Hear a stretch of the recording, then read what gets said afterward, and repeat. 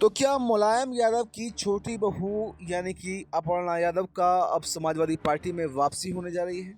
और क्या वो बीजेपी को अब अलविदा कहने वाली हैं?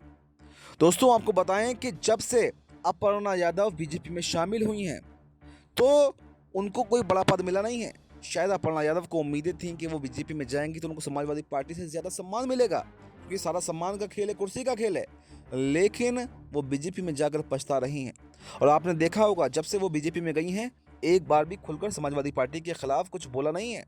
क्योंकि उन्होंने जब भी कहा कि पार्टी और परिवार की बात आएगी, पार्टी अलग है लेकिन परिवार अलग है, मैं परिवार के खिलाफ कभी नहीं जाऊंगी। और ना ही अखिलेश यादव या डिम्पल यादव ने कभी अपर्णा यादव के खिलाफ बोला है।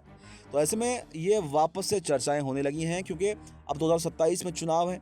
एक तरफ बीजेपी है जो अपनी तैयारियां शुरू कर रही है, एक तरफ समाजवादी पार्टी है जो सामने चट्टान की तरह अड़ी हुई है, क्योंकि 2024 के चुनाव के नतीजे अखिलेश यादव के लिए वाकई जो है प्रोत्साहित करने वाले थे।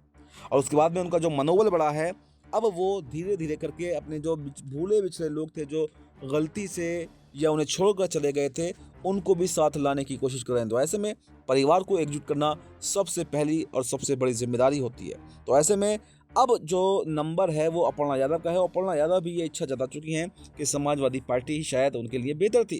क्योंकि समाजवादी पार्टी उन्होंने क्यों छोड़ी? समाजवादी पार्टी इसलिए तो छोड़ी कि उनको लग रहा था कि वो मान सम्मान नहीं मिल पा रहा।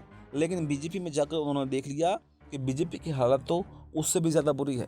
ना उनको विधानसभा चुनाव लड़वाया गया, चर्चाएं चली थीं, लेकिन उसके बाद में लोकसभा चुनाव आए, ना लोकसभा चुनाव लड़वाया गया, कोई जिम्मेदारी नहीं दी गई। सिर्फ महिला आयोग का उपाध्यक्ष बना रखा है, अध्यक्ष भी नहीं, सिर्फ उपाध्यक्ष। तो अब ये अपर्णा यादव समझ चुकी हैं कि बीजेपी में वो सम्मान नहीं है। इससे ज़्यादा तो बिना किसी पद के, बिना किसी वजूद के समाजवादी पार्टी में उनका वजूद था, क्योंकि लोग कम से कम मुलायम सिंह यादव की बहू कहकर संबोधित करते थे। लेकिन उन्होंने बीजेपी ज्वाइन करने के बाद में वो वजूद भी खो दिया है। तो ऐसे में ये चर्चाएं अब तेज़ हो गई हैं कि 2027 के चुनाव से पहले पहले अपर्णा यादव की एंट्री समाजवादी पार्टी में हो जाएगी। समाजवादी पार्टी मजबूत होगी, मुलायम परिवार एक होगा और सीधे सीधे टक्कर कहीं ना कहीं वो बीजेपी को देते हुए दिखाई देंगी। अब ये देखना दिलचस्प रहेगा कि आखिर कब जो है अपर्णा यादव फैसला लेती हैं, क्या वाकई ये जल्दी कुछ होने वाला है या फिर अभी थोड़ा समय वो लेंगी, क्योंकि 27 के चुनाव में समय है।